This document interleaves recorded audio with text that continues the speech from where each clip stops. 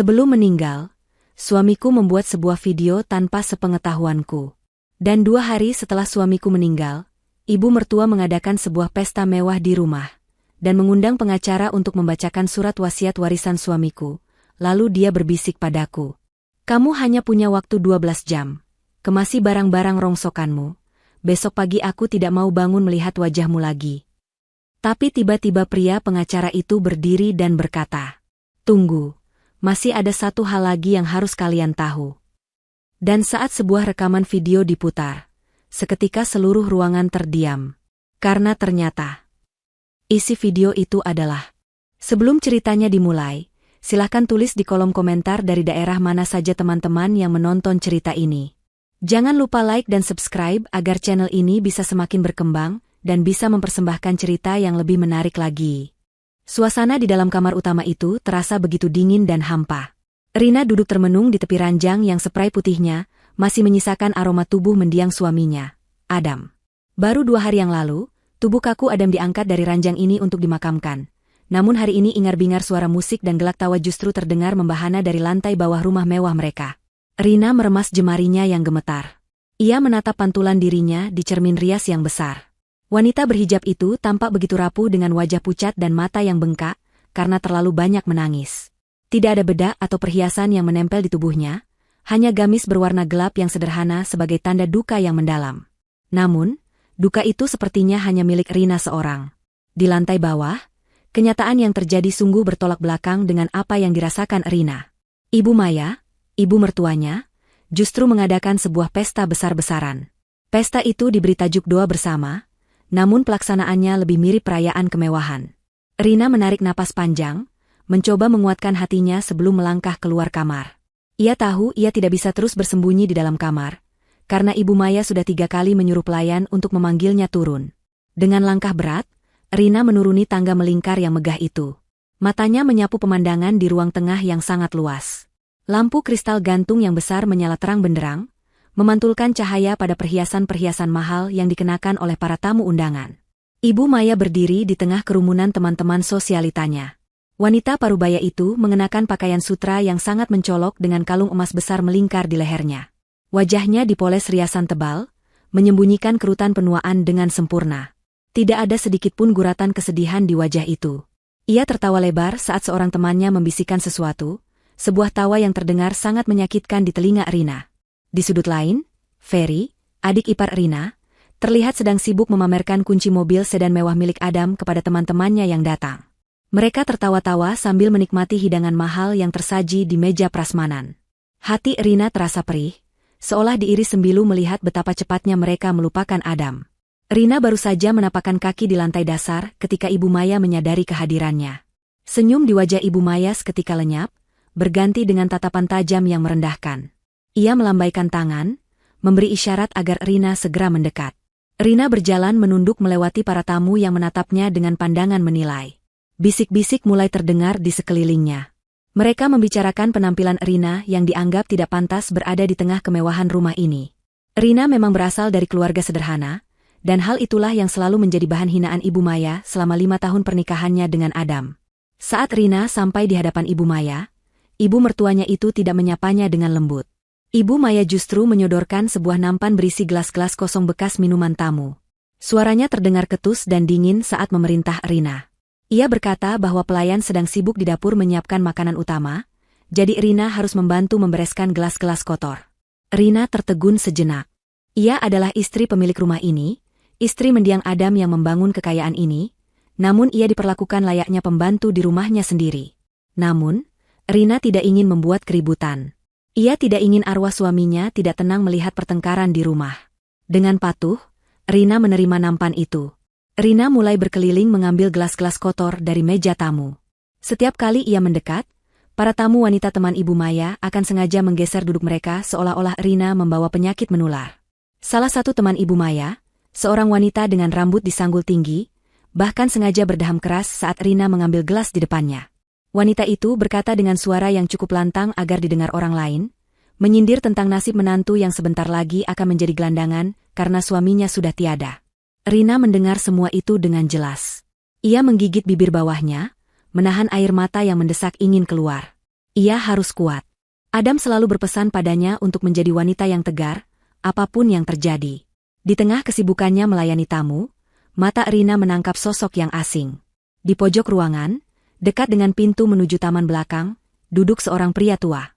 Pria itu mengenakan setelan jas yang terlihat agak kuno dan sedikit lusuh. Sangat kontras dengan tamu-tamu lain yang memakai pakaian bermerek terbaru. Pria itu duduk sendirian, hanya ditemani segelas air mineral. Ia tidak berbicara dengan siapapun, namun matanya yang tajam terus memperhatikan gerak-gerik Rina sejak tadi. Rina merasa belum pernah melihat pria itu sebelumnya. Ia bertanya-tanya dalam hati, apakah itu kerabat jauh Adam yang datang melayat. Namun, sorot mata pria itu tidak menyeratkan duka biasa, melainkan seperti sedang mengamati dan menilai situasi. Tiba-tiba, suara pecahan gelas terdengar nyaring, menghentikan musik dan obrolan para tamu. Rina tersentak. Ternyata si Ferry menyenggol lengan Rina saat ia lewat dengan terburu-buru sambil tertawa. Nampan yang dipegang Rina oleng, dan 2 gelas kristal jatuh menghantam lantai marmer hingga hancur berkeping-keping. Cairan sisa minuman membasahi karpet mahal yang baru saja dibeli Ibu Maya bulan lalu. Keheningan melanda ruangan itu. Semua mata tertuju pada Rina yang berdiri mematung dengan wajah pucat. Ferry, yang jelas-jelas menabraknya, justru memasang wajah kaget yang dibuat-buat dan langsung menuduh Rina tidak becus bekerja. Ibu Maya bergegas datang membelah kerumunan. Wajahnya merah pada menahan amarah. Tanpa bertanya apa yang terjadi, ia langsung memarahi Rina di depan puluhan tamu undangan. Kata-kata kasar meluncur dari mulutnya tanpa saringan. Ia menyebut Rina ceroboh, tidak tahu diri, dan hanya bisa merusak barang-barang mahal. Rina mencoba membela diri dengan suara pelan, mengatakan bahwa Ferry yang menabraknya. Namun, pembelaan itu justru membuat Ibu Maya semakin murka. Ia tidak terima anak kesayangannya disalahkan. Bagi Ibu Maya, Ferry adalah pangeran, sedangkan Rina hanyalah benalu yang beruntung dinikahi oleh Adam. Rina menunduk dalam-dalam, membiarkan caci maki itu menghujani dirinya. Ia berjongkok untuk memungut pecahan kaca, mengabaikan rasa perih di hatinya yang jauh lebih sakit daripada goresan kaca di jarinya. Saat ia sedang membersihkan lantai, ia sekilas melihat ke arah pojok ruangan lagi. Pria tua berjas lusuh itu masih di sana. Kali ini, pria itu tidak lagi duduk santai. Ia berdiri tegak, tangannya mengepal di sisi tubuhnya, dan rahangnya mengeras seolah menahan kemarahan melihat perlakuan Ibu Maya terhadap Rina. Namun, pria itu belum melakukan apa-apa. Ia hanya berdiri diam, menunggu saat yang tepat. Rina segera mengalihkan pandangannya, fokus pada pecahan kaca di tangannya, tidak menyadari bahwa kejadian malam ini hanyalah permulaan dari badai besar yang akan mengubah hidupnya besok pagi. Setelah insiden gelas pecah itu, pesta kembali berlanjut seolah tidak terjadi apa-apa. Para tamu kembali tertawa dan berdansa kecil, sementara Rina digiring oleh Ibu Maya menjauh dari keramaian.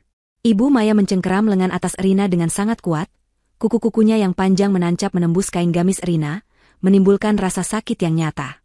Ibu Maya menyeret Rina menuju lorong sepi di dekat dapur bersih, tempat yang tidak terjangkau oleh pandangan para tamu. Di sana, topeng ramah yang biasa dipasang Ibu Maya di depan umum runtuh seketika, digantikan oleh wajah asli yang penuh kebencian dan kejijikan. Ibu Maya melepaskan cengkeramannya dengan kasar, membuat Rina sedikit terhuyung menabrak dinding. Napas Ibu Maya memburu, bukan karena lelah, tapi karena luapan emosi yang sudah lama ia pendam. Ia menatap Rina dari ujung kepala hingga ujung kaki dengan tatapan merendahkan. Dengan suara berbisik yang mendesis tajam seperti ular, Ibu Maya mulai mengucapkan kalimat yang akan selalu diingat Rina seumur hidupnya. Ia mengatakan bahwa kesabarannya sudah habis. Selama Adam masih hidup, ia terpaksa menahan diri untuk tidak mengusir Rina demi menjaga perasaan anaknya. Tapi sekarang, Adam sudah tiada, dan tidak ada lagi alasan bagi Ibu Maya untuk membiarkan Rina tinggal di istana miliknya. Ibu Maya mendekatkan wajahnya ke wajah Rina, matanya melotot penuh ancaman. Ia memberikan ultimatum yang sangat jelas dan kejam. Ia berkata bahwa Rina hanya memiliki waktu 12 jam dari sekarang. Waktu itu harus digunakan Rina untuk mengemasi seluruh barang-barangnya. Ibu Maya menekankan bahwa besok pagi, tepat saat matahari terbit, ia tidak mau lagi melihat wajah Rina di rumah ini. Jika Rina masih terlihat batang hidungnya besok pagi, Ibu Maya mengancam akan menyuruh satpam untuk menyeret Rina keluar secara paksa di hadapan para tetangga, sebuah penghinaan yang pasti akan sangat memalukan. Rina ternganga mendengar pengusiran yang begitu mendadak dan tidak manusiawi ini. Ia mencoba berbicara, mengingatkan Ibu Maya bahwa ini adalah rumah Adam, suaminya, dan ia berhak tinggal di sini setidaknya sampai masa iddahnya selesai atau sampai pembagian warisan jelas. Namun, Ibu Maya tertawa sinis. tawa yang kering dan tanpa rasa humor. Ia berkata dengan sombong bahwa seluruh harta Adam otomatis akan kembali kepada ibunya, karena mereka belum memiliki anak. Ia menganggap Rina tidak punya hak sepeser pun atas rumah mewah ini, mobil-mobil di garasi, maupun perabotan di dalamnya. Bagi Ibu Maya, Rina datang tanpa membawa apa-apa, maka ia pun harus pergi tanpa membawa apa-apa. Tiba-tiba, Ibu Maya berjalan menuju sebuah lemari penyimpanan di bawah tangga. Ia membuka pintu lemari itu dan menarik keluar sebuah benda dengan kakinya. Benda itu adalah sebuah kotak kardus bekas mie instan yang sudah terlihat kusam dan berdebu. Lakban coklat yang menyegelnya sudah mulai mengelupas di beberapa bagian. Ibu Maya menendang kotak kardus itu hingga bergeser dan berhenti tepat di kaki Rina. Rina menatap kotak itu dengan bingung. Ia mengenali kotak itu. Itu adalah kotak yang dulu dibawa Adam saat mereka pindah ke rumah ini 5 tahun lalu. Ibu Maya berkata dengan nada mengejek bahwa itu adalah satu-satunya warisan yang pantas untuk Rina. Ia menyebutnya sebagai kotak sampah berisi barang rongsokan yang selalu dijaga Adam seperti orang gila. Ibu Maya memerintahkan Rina untuk membawa pergi kotak itu sekalian. Ia tidak mau ada sampah peninggalan Adam yang mengotori gudangnya. Setelah mengatakan itu, Ibu Maya berbalik badan dan melenggang pergi kembali ke ruang pesta, meninggalkan Rina sendirian di lorong yang dingin itu bersama sebuah kotak kardus tua. Rina perlahan berjongkok. Air matanya kembali menetes, membasahi pipinya. Ia merasa begitu tidak berdaya. Diusir dari rumah yang ia rawat dengan penuh kasih sayang selama 5 tahun, di saat tanah makam suaminya bahkan belum kering. Namun, Rina teringat pesan Adam. Adam pernah berkata bahwa di dunia ini, seringkali penampilan luar menipu, dan hal yang paling berharga seringkali tersembunyi di tempat yang paling tidak diduga. Dengan sisa tenaga yang ia miliki, Rina mencoba mengangkat kotak kardus itu. Ia mengira kotak itu akan ringan karena Ibu Maya menyebutnya berisi rongsokan atau majalah bekas. Namun, saat Rina mengangkatnya, ia terkejut. Kotak itu sangat berat. Jauh lebih berat dari ukurannya. Ada bunyi logam berat yang beradu pelan di dalamnya saat kotak itu digerakkan. Rina mengerutkan kening. Rasa penasaran menyelinap di tengah kesedihannya. Apa sebenarnya isi kotak ini? Kenapa ada menyimpannya di gudang dalam kardus bekas mie instan jika isinya seberat ini? Namun, ini bukan tempat yang aman untuk membukanya. Rina mendekap kotak berat itu erat-erat di dadanya dan berjalan tertatih menaiki tangga menuju kamarnya. Sesampainya di kamar, Rina meletakkan kotak itu di atas meja. Ia mengunci pintu kamar rapat-rapat, takut jika tiba-tiba Ferry atau Ibu Maya masuk untuk mengganggunya lagi. Suara musik dari bawah masih terdengar samar-samar, tapi Rina mencoba mengabaikannya. Ia menatap jam dinding. Waktu 12 jam yang diberikan Ibu Maya sudah mulai berjalan. Ia harus segera berkemas. Rina mengeluarkan koper besarnya dan mulai memasukkan baju-bajunya.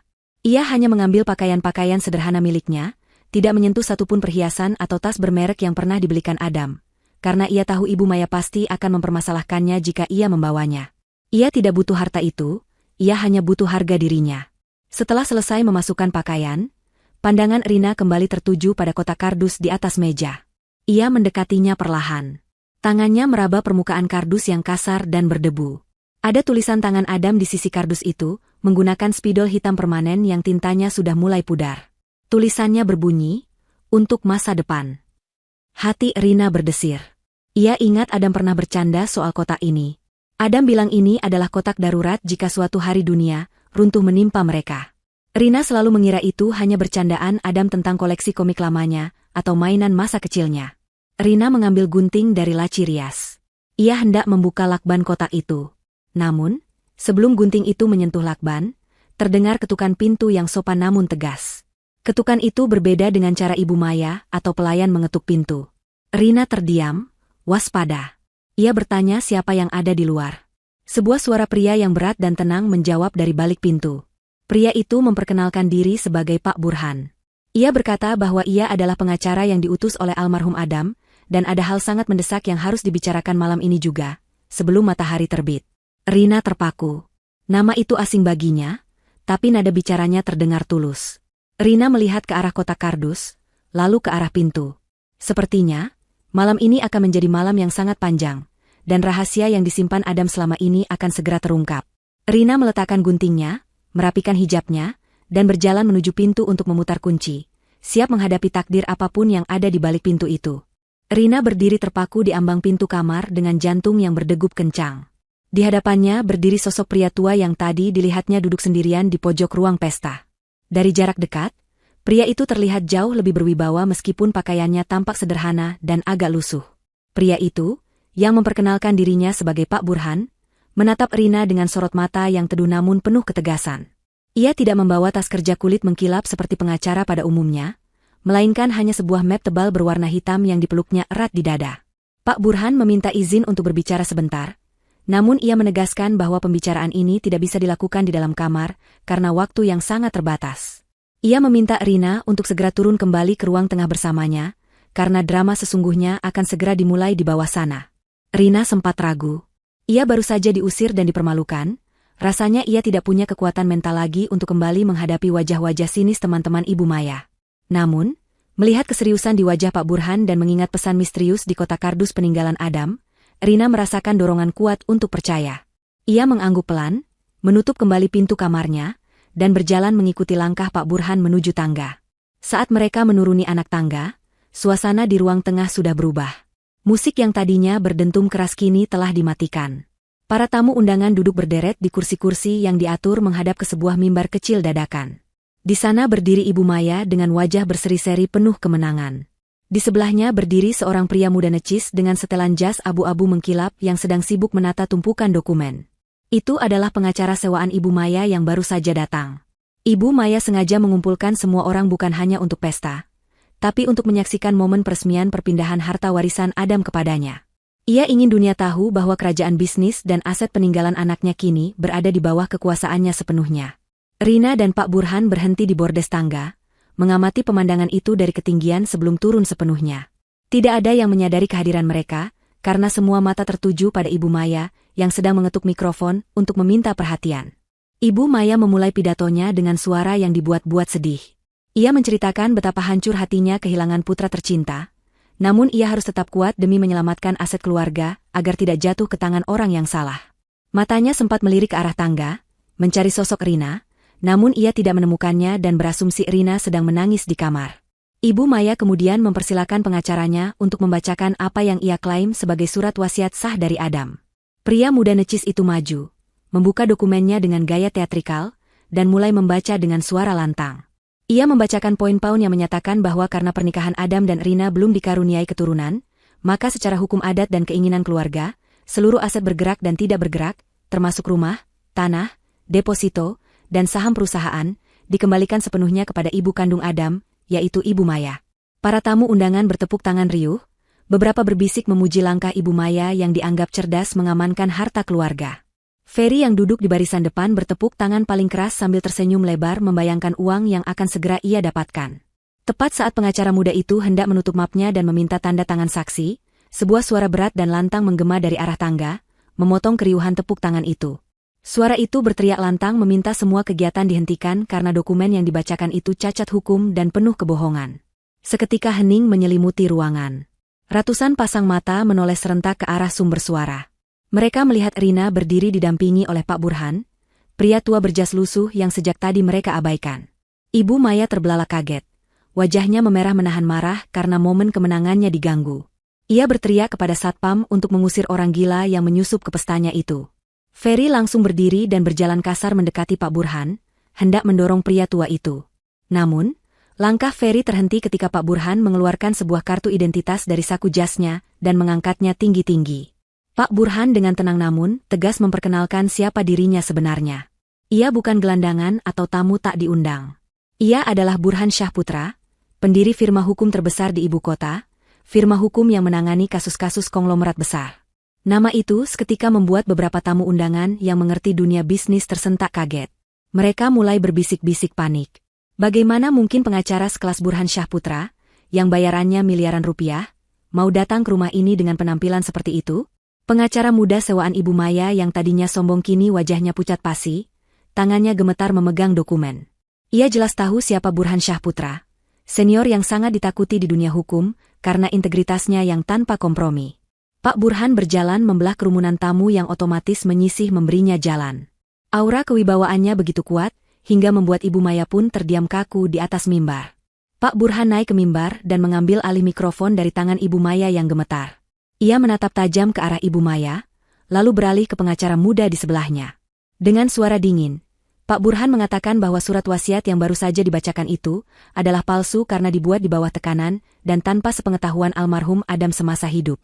Ia menjelaskan bahwa Adam sudah mengantisipasi hari ini akan datang. Sebulan sebelum meninggal, Adam datang menemui Pak Burhan secara rahasia untuk menyusun wasiat yang sebenarnya. Wasiat ini dilindungi oleh enkripsi digital dan terdaftar resmi di Pusat Data Kementerian Hukum, sehingga tidak ada satu orang pun yang bisa memalsukan atau mengubah isinya, bahkan Ibu Maya sekalipun. Pak Burhan menepuk map hitam tebal yang dibawanya. Ia berkata bahwa di dalam map ini tersimpan salinan fisik dari kehendak terakhir Adam yang sah dan mengikat secara hukum. Ibu Maya yang mulai panik mencoba membela diri. Ia berteriak histeris menuduh Pak Burhan bersekongkol dengan Rina untuk menipunya. Ia menuduh Rina telah membayar orang tua ini untuk berakting. Ibu Maya berusaha memprovokasi tamu-tamu agar tidak percaya. Ia mengatakan mustahil anaknya menyewa pengacara mahal tanpa sepengetahuannya, karena ia memegang kendali atas semua rekening Adam. Namun, Pak Burhan hanya tersenyum tipis mendengar tuduhan itu.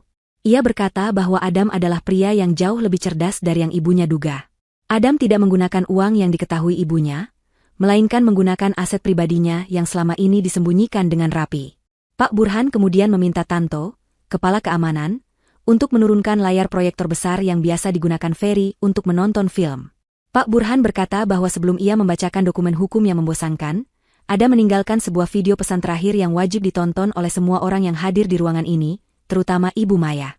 Rina berdiri di samping mimbar, tangannya saling meremas dingin. Ia tidak tahu menahu soal video ini. Adam tidak pernah cerita bahwa ia merekam sesuatu. Hatinya berdebar antara takut dan rindu ingin melihat wajah suaminya lagi. Tanto dengan sigap menurunkan layar putih besar di belakang mimbar. Ruangan menjadi gelap saat lampu-lampu kristal dimatikan satu persatu, menyisakan cahaya proyektor yang menyorot terang ke layar putih. Suasana yang tadinya penuh pesta pora kini berubah menjadi tegang dan mencekam seperti ruang sidang pengadilan. Ibu Maya mundur beberapa langkah, kakinya lemas, ia jatuh terduduk di kursi yang ditarikan oleh Ferry. Firasat buruk mulai merayapi hati Ibu Maya. Ia merasa kendali yang selama ini ia pegang teguh perlahan mulai lepas dari genggamannya. Pak Burhan menancapkan sebuah flash disk ke laptop yang terhubung ke proyektor, lalu menekan tombol putar. Layar proyektor berkedip sebentar sebelum menampilkan gambar yang sangat jernih. Sosok Adam muncul di sana, duduk di kursi kerjanya di ruang baca yang terletak di lantai 2 rumah ini. Ia mengenakan kemeja biru muda favoritnya, terlihat segar dan sehat, jauh berbeda dengan kondisi terakhirnya saat sakit parah. Video itu sepertinya direkam sekitar 1 bulan yang lalu, saat Adam masih bisa beraktivitas normal. Melihat wajah suaminya yang tersenyum tenang di layar, tangis Rina pecah. Ia membekap mulutnya agar isak tangisnya tidak mengganggu suara video. Kerinduan yang membuncah membuatnya tak bisa mengalihkan pandangan sedetik pun. Di layar, Adam menatap lurus ke lensa kamera, seolah-olah ia sedang menatap langsung mata setiap orang yang ada di ruangan itu sekarang. Tatapannya teduh namun menyimpan ketajaman yang membuat siapapun yang punya salah merasa terintimidasi. Suara Adam terdengar jernih memenuhi ruangan melalui pengeras suara. Ia memulai dengan menyapa Rina dengan sebutan istriku tercinta, lalu menyapa ibunya. Nada suaranya tenang, tapi kata-kata yang diucapkannya mengandung sindiran tajam. Adam berkata bahwa jika video ini diputar oleh Pak Burhan, itu artinya ia sudah tidak ada lagi di dunia ini. Dan jika prediksinya benar, video ini pasti diputar di tengah keramaian pesta yang diadakan ibunya, tepat setelah ibunya mencoba mengusir Rina. Adam tersenyum getir di layar, seolah ia bisa melihat masa depan. Ia mengatakan bahwa ia sangat mengenal sifat ibunya.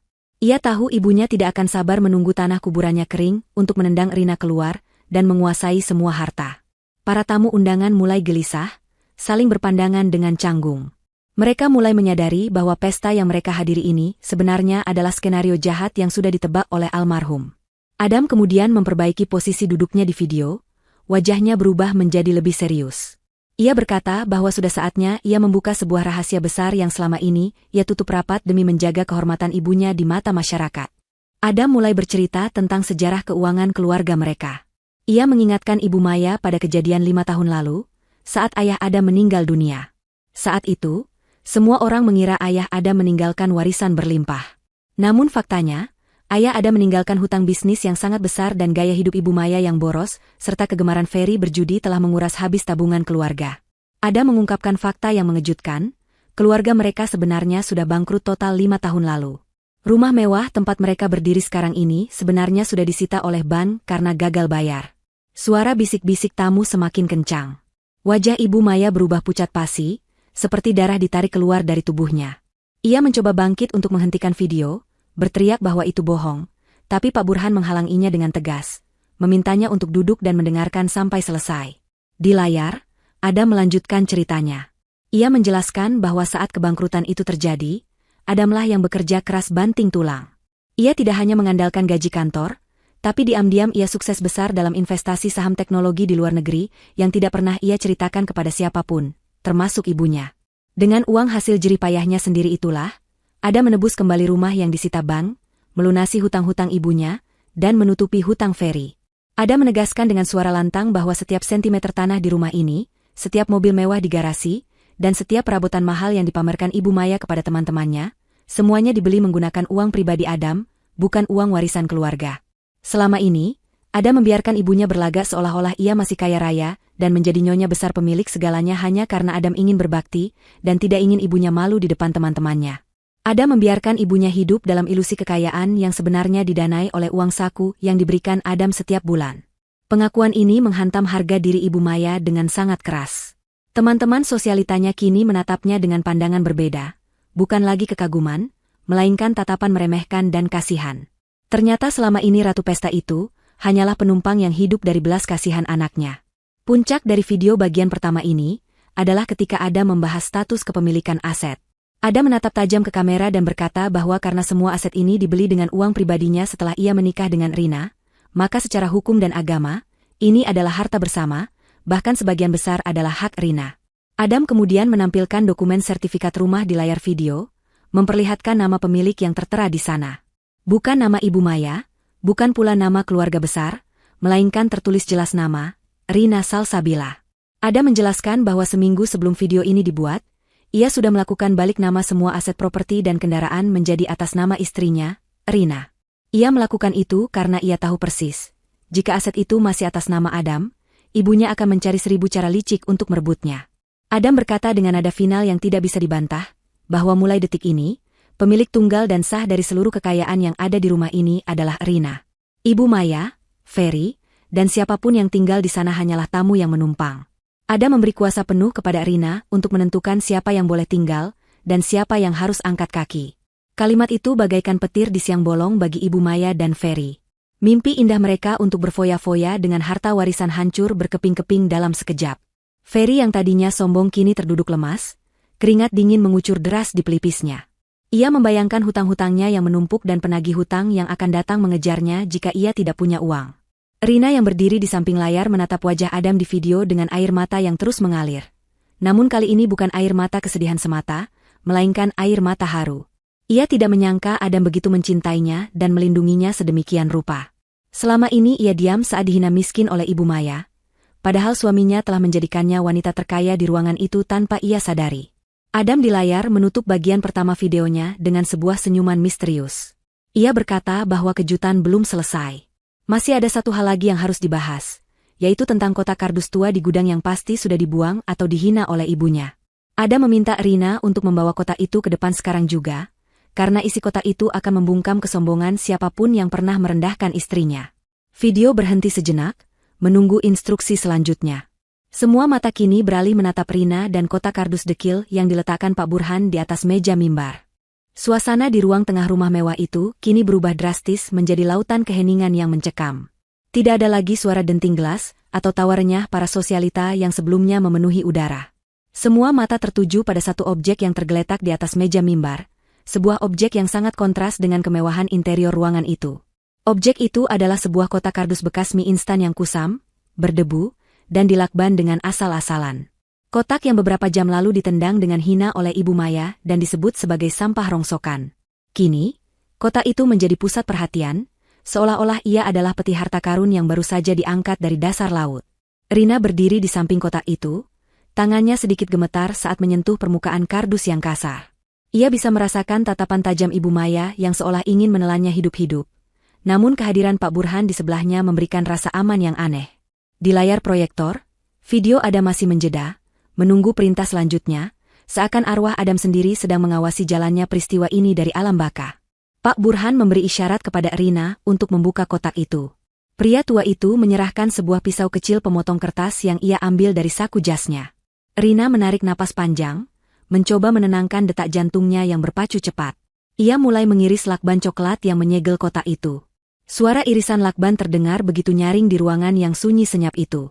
Setiap gerakan tangan Rina diikuti oleh ratusan pasang mata yang penasaran. Ibu Maya, yang duduk lemas di kursinya, mendengus pelan dengan nada meremehkan. Ia bergumam cukup keras bahwa Rina hanya membuang-buang waktu semua orang dengan membuka sampah masa lalu Adam. Bagi Ibu Maya, isi kotak itu pasti hanyalah tumpukan komik bekas atau mainan murahan yang dulu sering dikoleksi Adam saat remaja, benda-benda yang menurutnya tidak memiliki nilai jual sama sekali. Ferry pun ikut mencibir, mencoba menutupi kegugupannya dengan tawanya yang sumbang, mengatakan bahwa mungkin isinya hanya baju-baju bekas yang bau apek. Namun, ketika Rina membuka tutup kardus itu, aroma kertas tua memang menyeruak keluar, tapi bukan bau apek yang mengganggu. Rina menyisihkan tumpukan koran bekas yang diletakkan di bagian paling atas sebagai pelindung. Tangannya menyentuh sesuatu yang dingin, keras, dan berat. Rina mengangkat benda pertama dari dalam kotak itu. Cahaya lampu proyektor yang terang menyorot benda di tangan Rina, memantulkan kilau keemasan yang menyilaukan mata. Seketika itu juga, terdengar suara tarikan napas kaget dari para tamu undangan secara bersamaan. Benda yang dipegang Rina bukanlah mainan atau besi tua, melainkan sebuah batangan emas murni seberat 1 kilogram. Kilau emas itu begitu murni dan menggoda, mematahkan segala ejekan yang tadi dilontarkan oleh Ibu Maya dan Ferry. Rina sendiri ternganga tak percaya. Ia kembali merogoh ke dalam kotak dan mengeluarkan batangan emas kedua, ketiga, hingga kelima. Total ada 5 batangan emas murni yang ia jejerkan di atas meja mimbar. Belum cukup sampai di situ, Rina melihat sebuah map plastik di dasar kotak. Ia membukanya dengan tangan gemetar. Di dalamnya terdapat lembaran-lembaran sertifikat asli rumah mewah yang mereka tempati saat ini, surat-surat kepemilikan tanah di beberapa lokasi strategis di pusat kota, serta BPKB dari mobil-mobil mewah yang terparkir di garasi. Semua dokumen itu tertulis jelas atas nama Adam Pratama, yang menurut video sebelumnya, kini telah dihibahkan sepenuhnya kepada Rina. Ternyata, selama ini dokumen asli yang dicari-cari oleh Ibu Maya di berangkas ruang kerja, Adam tidak ada di sana, karena Adam telah menyembunyikannya di tempat yang paling tidak mungkin disentuh ibunya, di dalam kardus sampah di gudang yang kotor. Ibu Maya terbelalak menatap tumpukan emas dan dokumen itu. Matanya yang tadinya layu kini membelalak lebar, dipenuhi oleh keserakahan yang tidak bisa disembunyikan. Ia spontan berdiri dan hendak berlari menuju mimbar untuk merebut harta karun itu. Mulutnya berteriak bahwa itu semua milik anaknya, jadi itu adalah haknya sebagai ibu. Namun, langkahnya terhenti ketika Tanto, kepala keamanan yang berbadan tegap, melangkah maju menghalangi jalannya atas perintah isyarat mata dari Pak Burhan. Ibu Maya meronta-ronta, menjerit histeris seperti orang yang kehilangan akal sehat, mengatakan bahwa Rina adalah pencuri yang menyembunyikan harta itu. Pemandangan itu sungguh memalukan. Seorang wanita terpandang yang tadi bersikap anggun Mbak Ratu, kini berubah menjadi beringas hanya karena melihat kilauan emas. Di saat keributan itu terjadi, Pak Burhan kembali menekan tombol putar pada laptop. Video Adam di layar kembali berjalan. Suara Adam yang tenang kembali memenuhi ruangan, meredam teriakan histeris Ibu Maya.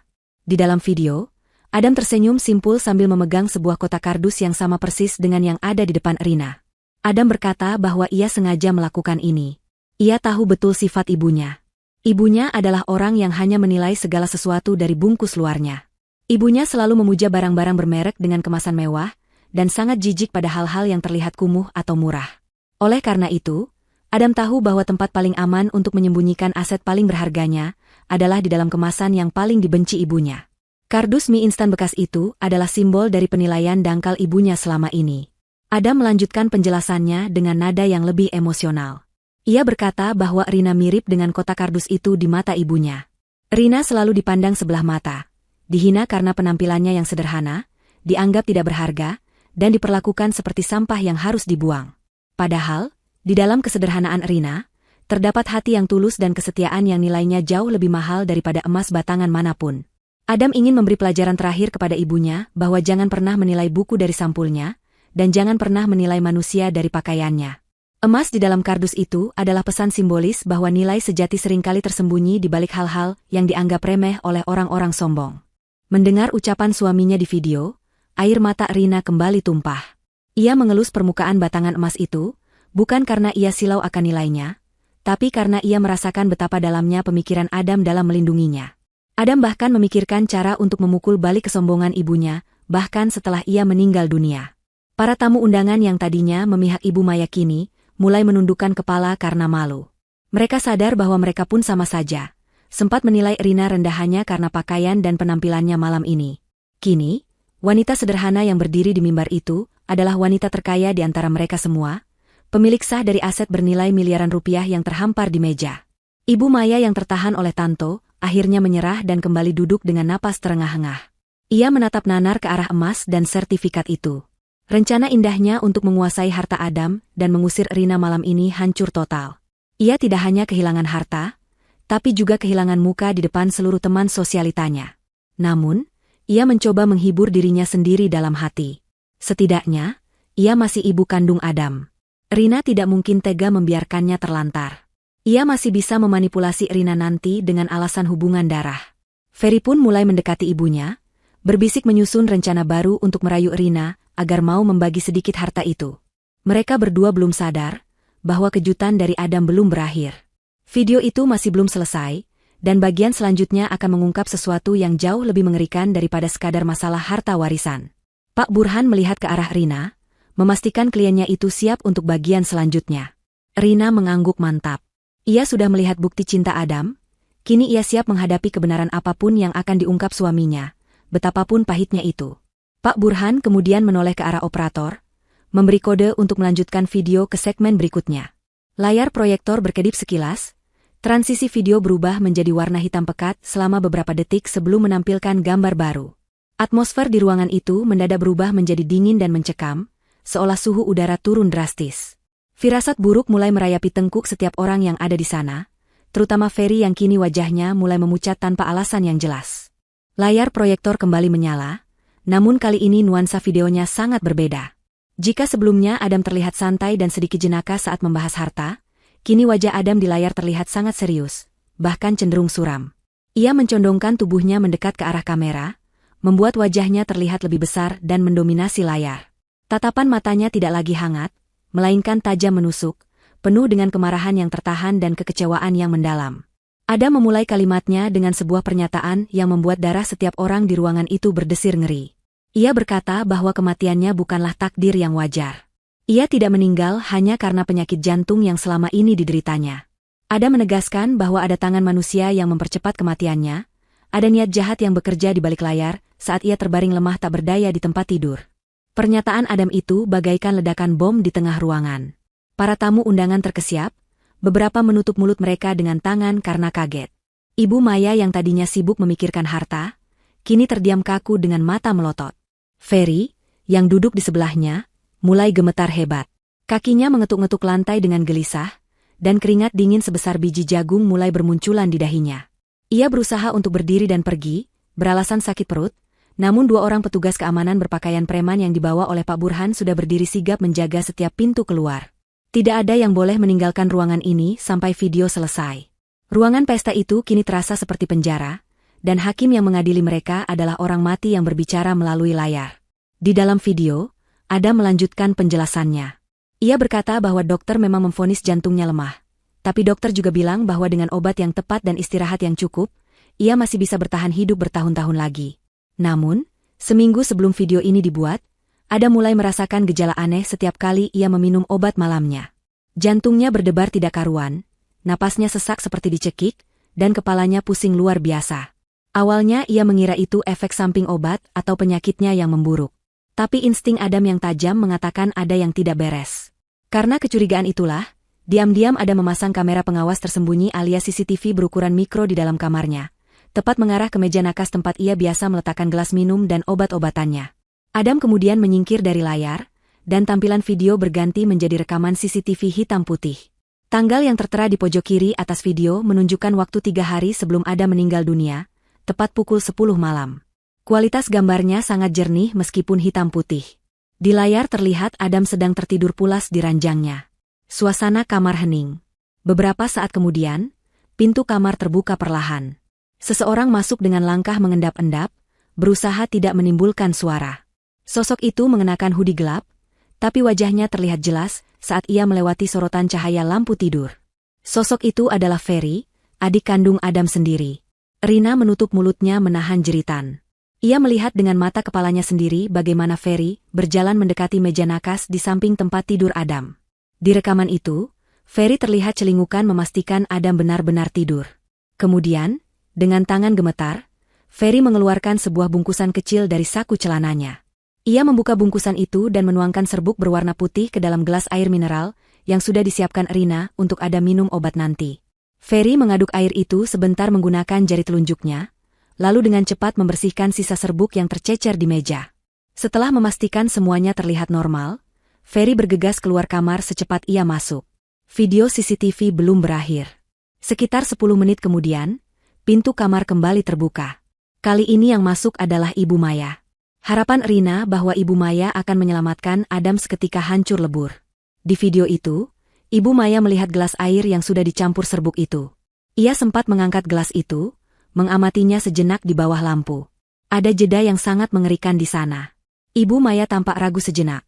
Namun kemudian ia meletakkan kembali gelas itu di tempat semula, tepat di samping obat jantung Adam. Ia tidak membuangnya. Ia tidak membangunkan Adam. Ia justru merapikan letak gelas itu agar lebih mudah dijangkau oleh Adam saat bangun nanti. Ibu Maya tahu apa yang dilakukan Ferry. Ia tahu ada sesuatu di air itu, tapi ia memilih untuk diam. Ia memilih untuk membiarkan rencana jahat itu berjalan lancar demi warisan yang sudah lama ia impikan. Adam kembali muncul di layar setelah rekaman CCTV selesai. Wajahnya terlihat sangat terluka. Ia berkata bahwa serbuk yang dimasukkan Ferry itu adalah zat aditif berbahaya, sejenis obat terlarang yang jika dicampur dengan obat jantungnya, akan memicu serangan jantung fatal yang terlihat alami. Adam sudah membawa sampel sisa air minum itu ke laboratorium swasta sehari setelah kejadian, dan hasilnya positif mengandung zat mematikan tersebut. Adam berkata ia tidak meminum air itu malam itu karena ia pura-pura tidur saat Ferry masuk, tapi ia menyimpan buktinya. Namun, kondisi jantungnya yang memang sudah lemah ditambah stres berat mengetahui keluarganya sendiri ingin membunuhnya, akhirnya benar-benar membuat kesehatannya drop drastis hingga ia meninggal 2 hari kemudian. Jadi secara teknis dan moral, Ferry dan Ibu Maya adalah pembunuh yang menyebabkan kematiannya. Kekacauan pecah di ruang pesta. Ferry tiba-tiba melompat dari kursinya dan berteriak histeris, menyangkal semua tuduhan itu. Ia berteriak bahwa video itu editan, rekayasa komputer, dan fitnah keji. Ia berlari kencang menuju pintu keluar, menabrak beberapa tamu undangan hingga jatuh. Namun, usahanya sia-sia. Tanto, kepala keamanan yang setia, dengan sigap menangkap tubuh Ferry dan membantingnya ke lantai dengan teknik kuncian yang melumpuhkan. Ferry meronta-ronta di lantai, berteriak memanggil ibunya minta tolong. Sementara itu, Ibu Maya duduk terpaku di kursinya. Wajahnya pucat pasi seperti mayat hidup. Ia tidak bisa bergerak, tidak bisa bicara. Bukti CCTV itu terlalu nyata. Terlalu telanjang memperlihatkan kekejamannya membiarkan anaknya sendiri meregang nyawa. Pak Burhan mengambil mikrofon lagi, suaranya menggelegar memenuhi ruangan, menenangkan keributan. Ia berkata bahwa salinan asli video CCTV ini dan hasil laboratorium sudah ia serahkan kepada pihak kepolisian 1 jam yang lalu. Adam sudah memberikan instruksi yang sangat jelas. Jika ia meninggal dunia secara mencurigakan, maka bukti ini harus langsung diproses hukum. Suara sirene mobil polisi mulai terdengar mendekat dari kejauhan, semakin lama semakin keras, memecah keheningan malam di luar sana. Tamu-tamu undangan mulai panik dan ketakutan, menyadari bahwa mereka sedang berada di tempat kejadian perkara pembunuhan berencana. Pesta mewah itu kini berubah menjadi panggung tragedi kriminal yang mengerikan. Rina menatap nanar ke arah Ibu Maya dan Ferry. Hatinya hancur berkeping-keping, bukan karena kehilangan harta, tapi karena menyadari betapa kejamnya manusia yang seharusnya menjadi keluarga.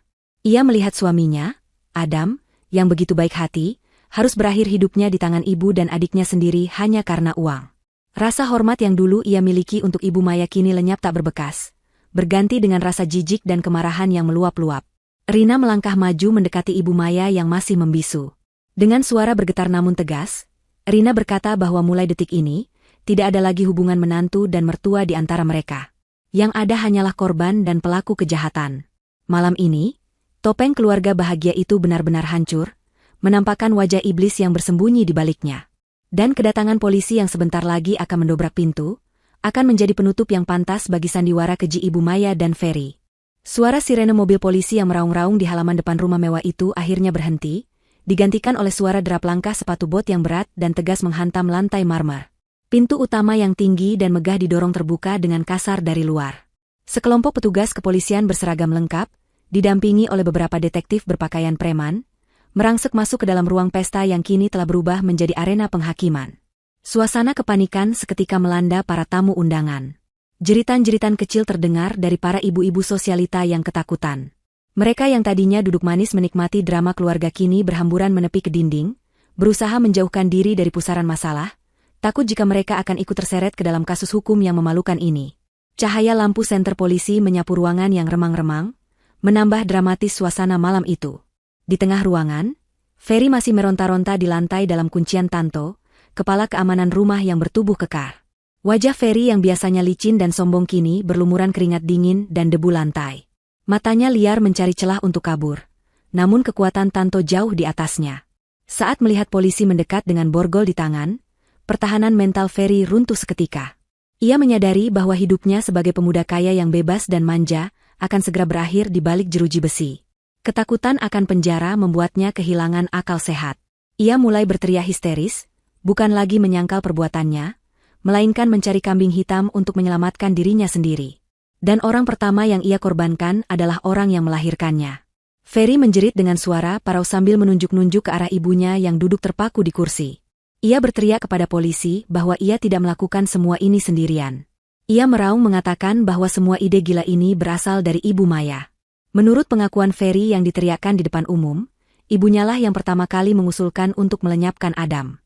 Ferry membeberkan bahwa ibunya terus-menerus mendesaknya setiap hari, mengatakan bahwa jika Adam tidak segera mati, maka mereka semua akan diusir dari rumah dan hidup melarat karena Adam berencana memotong semua akses keuangan mereka. Ferry mengaku bahwa ia hanya menuruti perintah ibunya karena takut dan tertekan. Ia hanyalah anak yang berbakti yang terjebak dalam ambisi jahat ibunya sendiri. Mendengar tuduhan anak kandungnya sendiri, Ibu Maya yang tadinya diam membatu seolah tersengat listrik. Ia bangkit berdiri dengan tubuh gemetar hebat. Wajahnya merah padam, campuran antara rasa malu yang luar biasa dan kemarahan yang meledak-ledak.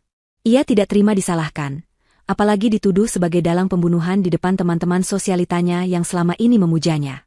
Ibu Maya berjalan terhuyung mendekati Ferry, yang sedang ditarik berdiri oleh polisi. Tanpa peringatan, tangan Ibu Maya melayang menampar pipi Ferry dengan sangat keras. Suara tamparan itu menggema di seluruh ruangan, membungkam bisik-bisik para tamu. Ibu Maya berteriak memaki Ferry sebagai anak tidak tahu diuntung. Ia menyangkal semua tuduhan itu, mengatakan bahwa Ferry berbohong demi meringankan hukumannya sendiri. Pertengkaran antara ibu dan anak itu menjadi tontonan yang sangat menyedihkan sekaligus menjijikkan. Mereka saling membuka aib satu sama lain tanpa rasa malu. Ferry, yang pipinya memerah akibat tamparan ibunya, membalas dengan membeberkan rahasia lain yang lebih kelam. Ia berteriak bahwa hutang-hutang besar yang melilitnya bukan hanya karena gaya hidupnya sendiri, tapi juga untuk menutupi hutang arisan berlian ibunya yang bodong. Ferry mengatakan bahwa ibunyalah yang menyuruhnya mencari obat terlarang itu dari kenalannya di dunia malam. Ia bahkan menyebutkan secara detail bagaimana Ibu Maya tersenyum lega saat tahu kondisi Adam memburuk setelah meminum obat itu. Setiap kalimat yang keluar dari mulut Ferry, bagaikan paku yang menancap di peti mati reputasi Ibu Maya. Polisi yang bertugas tidak membiarkan drama itu berlangsung terlalu lama. Komandan polisi memberi isyarat kepada anak buahnya untuk segera mengamankan tersangka. Ferry, yang masih terus berteriak memaki ibunya, diseret paksa keluar ruangan menuju mobil patroli. Borgol besi mengunci kedua tangannya di belakang punggung, membatasi geraknya. Saat melewati Rina yang berdiri diam di samping mimbar, Ferry sempat menatap kakak iparnya itu dengan tatapan memohon. Ia merengek meminta Rina untuk mencabut laporan, berjanji akan memberikan apa saja asalkan ia tidak dipenjara. Namun, Rina hanya menatapnya dengan pandangan dingin dan kosong. Tidak ada lagi rasa kasihan di hati Rina untuk pembunuh suaminya. Rina memalingkan wajah, membiarkan Ferry dibawa pergi menembus malam yang gelap. Kini giliran Ibu Maya yang berhadapan dengan hukum. Meskipun di rekaman CCTV ia tidak terlihat melakukan aksi peracunan secara langsung, namun tindakan pembiaran yang dilakukannya, serta kesaksian Ferry yang memberatkannya, sudah cukup menjadi alasan bagi polisi untuk membawanya ke kantor guna pemeriksaan lebih lanjut.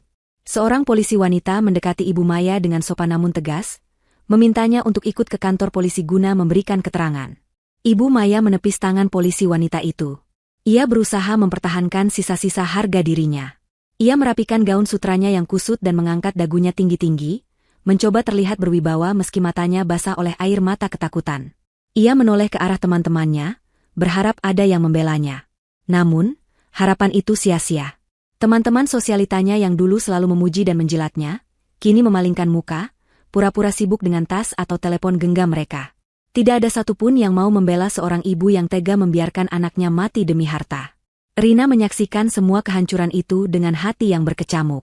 Ia melihat wanita yang selama 5 tahun ini ia panggil, Ibu, dengan penuh hormat, kini terlihat begitu kerdil dan menyedihkan. Wanita yang selalu menghina asal-usul Rina yang miskin, ternyata memiliki jiwa yang jauh lebih miskin dan kotor. Rina menyadari bahwa kemewahan yang selama ini diagung-agungkan oleh Ibu Maya hanyalah topeng rapuh, yang menutupi kebusukan moral yang parah. Saat Ibu Maya digiring berjalan melewati Rina, langkahnya terhenti sejenak. Ibu Maya menatap Rina, mulutnya bergerak-gerak ingin mengucapkan sesuatu. Mungkin permintaan maaf atau mungkin makian terakhir. Namun, kata-kata itu tertahan di tenggorokan. Tatapan mata Rina yang tajam dan penuh wibawa membuatnya ciut. Untuk pertama kalinya dalam hidupnya, Ibu Maya merasa kalah telak di hadapan menantu yang selalu ia remehkan. Pak Burhan, yang berdiri tenang di samping Rina, memberikan anggukan hormat kepada komandan polisi. Ia menyerahkan flash disk berisi bukti rekaman asli dan dokumen hasil laboratorium kepada polisi sebagai barang bukti yang sah. Pak Burhan memastikan bahwa proses hukum akan berjalan transparan dan tanpa intervensi. Setelah polisi membawa Ibu Maya keluar, meskipun statusnya masih sebagai saksi terperiksa namun dengan potensi besar menjadi tersangka, suasana di ruangan itu perlahan mulai tenang, meski ketegangan masih terasa kental di udara. Para tamu undangan masih terpaku di tempatnya, terlalu syok untuk beranjak pulang. Mereka merasa seperti baru saja menonton film thriller yang menjadi kenyataan di depan mata kepala mereka sendiri. Rina menarik napas panjang, mencoba mengisi paru-parunya dengan udara yang terasa sedikit lebih bersih setelah kepergian Ferry dan Ibu Maya. Beban berat yang selama ini menindih dadanya perlahan terangkat, namun digantikan oleh rasa lelah yang luar biasa. Ia menatap foto besar Adam yang terpajang di dekat mimbar. Dalam hati, ia berbisik kepada suaminya bahwa keadilan mulai ditegakkan. Pengkhianatan ibu dan anak yang selama ini menjadi duri dalam daging kehidupan Adam akhirnya terungkap dan hancur lebur. Malam ini, rumah mewah itu menjadi saksi bisu runtuhnya sebuah kesombongan dan terungkapnya sebuah kejahatan keluarga yang mengerikan. Rina tahu, hidupnya tidak akan pernah sama lagi setelah malam ini. Namun setidaknya, ia berdiri di atas kebenaran. Sepeninggal mobil polisi yang membawa Ferry dan Ibu Maya, keheningan yang canggung menyelimuti ruang tengah kediaman mewah itu. Para tamu undangan, yang terdiri dari kolega bisnis dan sosialita, tampak gelisah. Beberapa mulai berbisik-bisik, menggunjingkan betapa tragisnya nasib keluarga terpandang ini. Namun, belum ada yang berani melangkah keluar pintu, karena Pak Burhan kembali naik ke atas mimbar. Pengacara senior itu mengetuk mikrofon pelan, suaranya yang berat kembali menarik perhatian semua orang. Ia mengumumkan bahwa acara pembacaan wasiat belum selesai sepenuhnya. Masih ada satu poin penting terakhir dari almarhum Adam yang menyangkut nasib rumah besar tempat mereka berdiri saat ini. Mendengar hal itu, rasa penasaran kembali menahan langkah para tamu. Mereka ingin tahu akhir dari drama warisan ini. Pak Burhan membuka halaman terakhir dari map hitam yang dipegangnya. Ia membetulkan letak kacamatanya dan mulai membaca dengan intonasi yang jelas. Dalam wasiatnya, Adam menuliskan bahwa ia menyadari rumah mewah ini dibangun di atas pondasi ambisi dan keserakahan ibunya di masa lalu. Meskipun Adam telah membelinya kembali dengan uang halal hasil keringatnya sendiri, namun dinding-dinding rumah ini telah menyerap terlalu banyak kenangan buruk, pertengkaran, dan kepalsuan. Adam tidak ingin istri tercintanya, Rina, menghabiskan sisa hidupnya terkurung dalam istana emas yang dingin dan penuh memori menyakitkan tentang perlakuan buruk keluarganya. Oleh karena itu, Adam telah membuat keputusan yang sangat radikal mengenai status kepemilikan dan fungsi bangunan megah ini. Adam mewasiatkan agar kepemilikan rumah beserta tanahnya diwakafkan sepenuhnya untuk kepentingan sosial. Mulai esok hari, rumah ini akan dialihfungsikan menjadi sebuah panti asuhan yatim piatu yang akan dikelola oleh sebuah yayasan profesional. Adam ingin mengubah tempat yang dulunya menjadi simbol kesombongan dan pamer harta, menjadi tempat bernaung bagi anak-anak yang tidak memiliki keluarga, tempat yang penuh dengan doa dan kasih sayang yang tulus. Rina ditunjuk sebagai ketua yayasan kehormatan yang memiliki hak pengawasan penuh, namun ia tidak diwajibkan untuk tinggal di sana. Adam ingin membebaskan Rina dari beban mengurus rumah sebesar ini sendirian, sekaligus memberikan tamparan moral terakhir bagi ibunya yang selalu membanggakan rumah ini sebagai istana pribadinya. Para tamu undangan terhenyak mendengar keputusan itu. Mereka membayangkan rumah seharga puluhan miliar rupiah ini akan diisi oleh anak-anak yatim, bukan lagi pesta-pesta glamor kaum elit. Sebagian dari mereka merasa kagum dengan kemuliaan hati Adam, namun sebagian lain merasa ironis melihat nasib rumah yang dulu begitu eksklusif. Rina sendiri menitikkan air mata mendengar wasiat ini. Ia mengerti maksud Adam. Suaminya ingin membersihkan harta mereka, menyucikan tempat ini dari dosa-dosa masa lalu dengan amal jariah yang tidak akan terputus. Rina merasa lega. Ia memang tidak pernah merasa nyaman tinggal di rumah yang terlalu besar dan penuh intrik ini. Keputusan Adam adalah jalan keluar terbaik baginya untuk memulai hidup baru tanpa bayang-bayang masa lalu. Namun, Pak Burhan melanjutkan bacaannya ke paragraf yang paling krusial, sebuah klausul khusus yang mengatur tentang nasib Ibu Maya. Adam, meskipun telah disakiti sedemikian rupa, ternyata masih menyisakan sedikit belas kasihan, atau mungkin lebih tepatnya, sebuah hukuman yang mendidik bagi ibunya.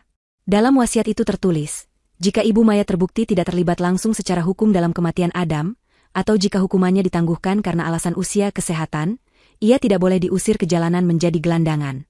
Adam tidak ingin menjadi anak durhaka yang menelantarkan ibunya di kolong jembatan.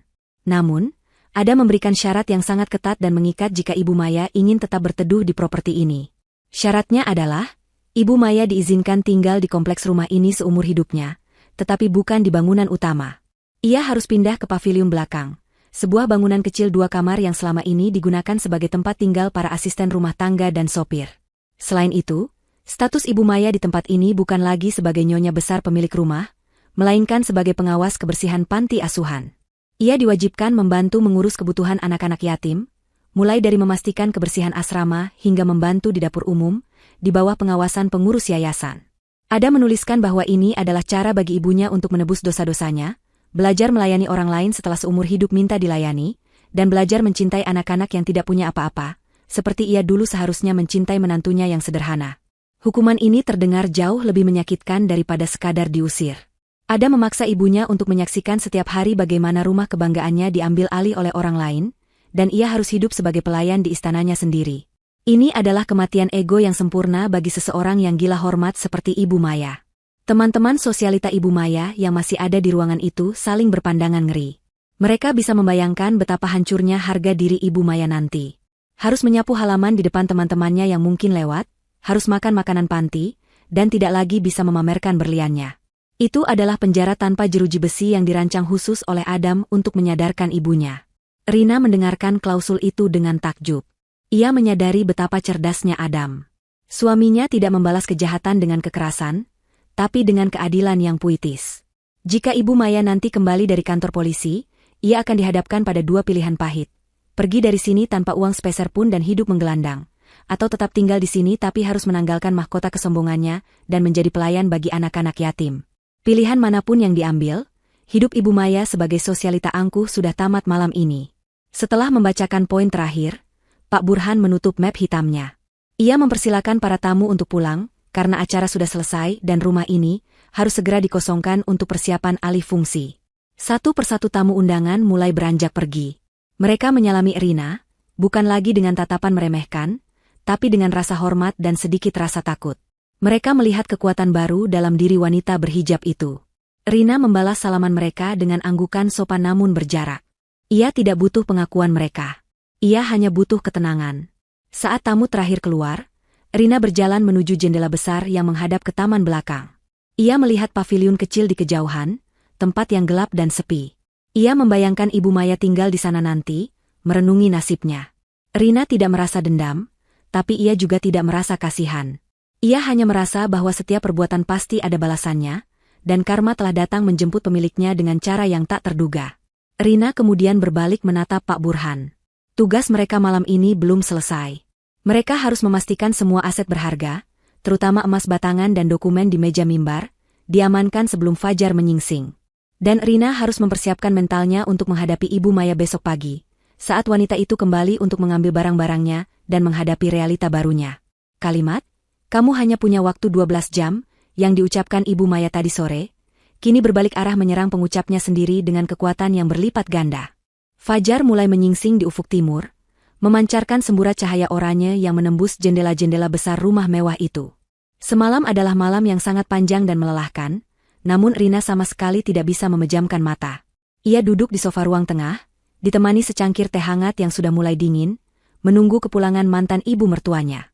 Pihak kepolisian mengabarkan bahwa Ibu Maya diperbolehkan pulang sementara dengan status wajib lapor dan pengawasan ketat. Karena bukti keterlibatan langsungnya dalam pembunuhan masih perlu didalami lebih lanjut, berbeda dengan Ferry yang sudah ditetapkan sebagai tersangka utama dan ditahan. Rina tahu, Ibu Maya akan kembali ke sini karena wanita itu tidak punya tempat lain untuk pergi. Semua asetnya sudah habis, dan teman-temannya sudah menjauh. Rumah ini, meskipun statusnya sudah berubah, adalah satu-satunya atap yang menaunginya. Tepat pukul 6 pagi, sebuah taksi berhenti di depan gerbang yang menjulang tinggi. Pemandangan itu sangat kontras dengan kebiasaan Ibu Maya yang biasanya selalu dijemput sopir pribadi dengan mobil mengkilap. Dari dalam taksi, keluarlah sosok wanita parubaya yang tampak sangat kacau. Gaun sutra mahal yang dipakainya semalam kini terlihat kusut dan kusam. Riasan wajahnya luntur, menyisakan noda hitam di bawah mata yang membuatnya terlihat seperti hantu. Rambutnya yang biasa disasak rapi kini berantakan tertiup angin pagi. Ibu Maya berjalan gontai memasuki halaman rumah dengan langkah berat. Tidak ada lagi keangkuhan dalam cara berjalannya, yang ada hanyalah keletihan dan ketakutan akan masa depan. Saat Ibu Maya membuka pintu utama, ia terkejut melihat Rina sudah berdiri di sana, menunggunya dengan tangan terlipat di dada. Di belakang Rina, berdiri Pak Burhan dan Tanto, dua sosok yang kini memegang kendali atas aturan di rumah ini. Ibu Maya mencoba menegakkan kepalanya, berusaha memanggil sisa-sisa wibawanya sebagai nyonya besar. Ia hendak berjalan melewati Rina menuju tangga, berniat langsung masuk ke kamar utamanya yang mewah untuk beristirahat dan menenangkan diri. Ia berpikir bahwa setelah drama semalam, ia bisa bernegosiasi ulang atau setidaknya istirahat dulu sebelum memikirkan langkah selanjutnya. Namun, langkah kakinya terhenti ketika Rina merentangkan tangan, menghalangi jalannya menuju tangga utama. Rina menatap mata Ibu Maya lekat-lekat. Dengan suara yang tenang namun menusuk, Rina mengingatkan Ibu Maya pada ucapannya sendiri kemarin sore. Rina berkata bahwa waktu 12 jam yang diberikan Ibu Maya kepadanya untuk angkat kaki sudah habis. Namun, nasib berkata lain. Roda kehidupan telah berputar 180 derajat. Kini, giliran Rina yang memberikan aturan main. Rina menegaskan bahwa sesuai wasiat Adam yang sah, Ibu Maya dilarang keras menginjakan kaki di bangunan utama rumah ini, apalagi tidur di kamar utama. Bangunan induk ini mulai hari ini disterilkan untuk persiapan renovasi menjadi asrama panti asuhan. Tempat bagi Ibu Maya bukan lagi di sini, melainkan di pavilion belakang, tempat yang dulu sering Ibu Maya sebut sebagai kandang tikus yang hanya pantas untuk pelayan. Ibu Maya membelalakan matanya, tidak percaya Rina benar-benar tega melakukan hal itu padanya. Ia mulai berteriak, memaki Rina sebagai menantu durhaka yang tidak punya hati nurani. Ia mengungkit-ungkit bahwa ia adalah ibu kandung Adam, nenek dari cucu-cucu yang tidak pernah lahir. Ia berdalih bahwa ia butuh kenyamanan karena usianya sudah tua. Namun, Rina tidak goyah sedikitpun. Rina menjawab dengan dingin bahwa justru, karena menghormati Adamlah ia tidak membiarkan Ibu Maya menggelandang di jalanan. Pavilion belakang masih sangat layak huni, ada kasur, ada kamar mandi, dan ada atap. Itu jauh lebih baik daripada sel penjara yang kini dihuni oleh Ferry. Rina memberikan pilihan terakhir. Terima tinggal di pavilion dan ikuti aturan yayasan, atau silakan angkat kaki dari gerbang sekarang juga tanpa membawa apa-apa. Mendengar nama Ferry dan penjara disebut, nyali Ibu Maya langsung ciut. Ia sadar ia tidak punya uang sepeser pun di dompetnya. Kartu kreditnya pasti sudah diblokir, dan ia tidak punya aset untuk dijual. Jika ia keluar dari gerbang ini, ia benar-benar akan menjadi gelandangan. Dengan menahan tangis kehinaan, Ibu Maya akhirnya mengangguk lemah. Ia kalah. Ia menyerah. Ia kemudian hendak berjalan naik ke kamarnya untuk mengambil barang-barang pribadinya, perhiasan, dan koleksi tas mahalnya. Tapi sekali lagi, Pak Burhan berdeham keras dan menghentikan langkahnya. Pengacara itu menjelaskan bahwa semua barang yang ada di dalam rumah ini, termasuk tas bermerek, perhiasan, dan baju-baju desainer yang dibeli menggunakan uang Adam, kini telah menjadi aset yayasan yang akan dilelang untuk dana operasional panti asuhan. Ibu Maya menjerit histeris. Ia merasa dirampok di siang bolong. Ia menangis meraung-raung di lantai, memohon agar diizinkan membawa setidaknya satu tas Hermes kesayangannya atau satu set berliannya. Itu adalah harta terakhirnya, identitasnya sebagai sosialita. Namun Pak Burhan menggeleng tegas. Hukum adalah hukum. Barang-barang itu dibeli dengan uang yang digelapkan dari perusahaan Adam. Jadi itu adalah barang bukti dan aset curian yang sudah dikembalikan. Rina kemudian menyodorkan sebuah tas belanja besar berbahan kain ramah lingkungan. Ia berkata kepada Ibu Maya bahwa ia hanya boleh mengambil pakaian sehari-hari yang sederhana, perlengkapan mandi, dan barang-barang pribadi yang tidak bernilai jual tinggi. Ibu Maya diberi waktu 1 jam untuk mengemasi barang-barang itu di bawah pengawasan Tanto, agar tidak ada barang berharga yang diselundupkan. Pemandangan selanjutnya sungguh menyedihkan sekaligus menjadi pelajaran berharga bagi siapapun yang melihatnya. Ibu Maya, sang ratu pesta, tertatih-tatih naik ke kamarnya diikuti oleh satpam. Di dalam kamar yang luas itu, ia harus memilah baju-bajunya. Ia menangis saat harus meninggalkan gaun-gaun malamnya yang indah, dan hanya bisa memasukkan kaos serta celana bahan biasa ke dalam tas kain. Ia harus melepas jam tangan mewah di pergelangan tangannya dan menyerahkannya kepada Tanto. Ia harus meletakkan kembali kotak perhiasannya ke dalam brankas. Dalam waktu 1 jam, seluruh kemewahan yang melekat di tubuhnya dilucuti habis, menyisakan seorang wanita tua biasa yang rapuh dan miskin. Setelah tas kain itu penuh, Ibu Maya digiring keluar dari bangunan utama. Ia berjalan melewati ruang tengah yang kini mulai didatangi oleh orang-orang dari yayasan yang sedang mengukur ruangan. Ia berjalan keluar menuju halaman belakang, melewati taman yang indah, menuju sebuah bangunan kecil terpisah di pojok lahan. Paviliun itu catnya sudah agak kusam, jendelanya kecil, dan hanya memiliki teras sempit. Dulu, Ibu Maya bahkan enggan melirik tempat ini karena dianggap kotor. Sekarang, tempat ini adalah satu-satunya dunianya. Saat Tanto membuka pintu paviliun, bau apek menyeruak keluar karena sudah lama tidak dihuni. Di dalamnya hanya ada tempat tidur besi tua dengan kasur busa tipis, sebuah lemari kayu kecil, dan kipas angin berdebu. Ibu Maya berdiri di ambang pintu, kakinya terasa berat untuk melangkah masuk. Ia menoleh ke belakang, menatap istana megah yang baru saja ia tinggalkan. Ia melihat Rina berdiri di balkon lantai 2, menatapnya dari kejauhan. Dulu, posisi mereka terbalik. Dulu, Ibu Maya yang berdiri di balkon menatap Rina yang bekerja di taman. Sekarang, karma telah menempatkan segala sesuatu pada tempatnya dengan presisi yang mengerikan. Rina tidak tersenyum mengejek, wajahnya datar tanpa ekspresi. Tatapan itu justru lebih menyakitkan bagi Ibu Maya, karena menunjukkan bahwa dirinya sudah tidak dianggap penting lagi.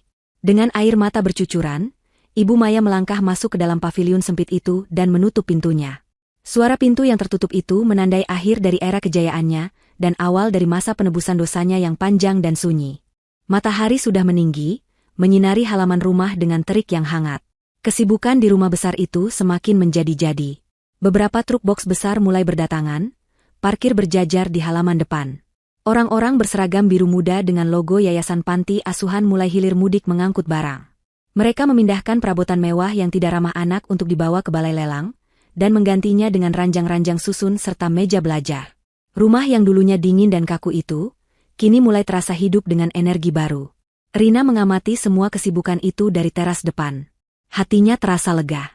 Beban berat amanah dari Adam satu persatu mulai tertunaikan. Ia merasa seolah-olah Adam tersenyum padanya dari suatu tempat. Bangga melihat rumah ini akhirnya memiliki tujuan yang mulia. Di paviliun belakang, Ibu Maya sudah mulai menjalani hukuman sosialnya. Salah satu pengurus yayasan yang tegas sudah memberinya sapu lidi dan serok sampah. Ibu Maya, dengan mengenakan daster rumahan yang sederhana, terlihat sedang menyapu halaman belakang dengan gerakan kaku dan canggung. Sesekali ia berhenti untuk menyeka keringat dan menangis.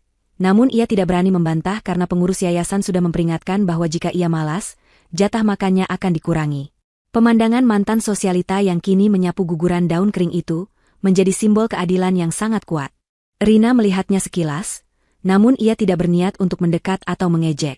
Hukuman terbesar bagi Ibu Maya bukanlah kemiskinan, melainkan hilangnya harga diri dan kenyataan bahwa ia harus melayani orang lain seumur hidupnya. Sementara itu, urusan hukum dengan Ferry juga sudah dipastikan berjalan lancar.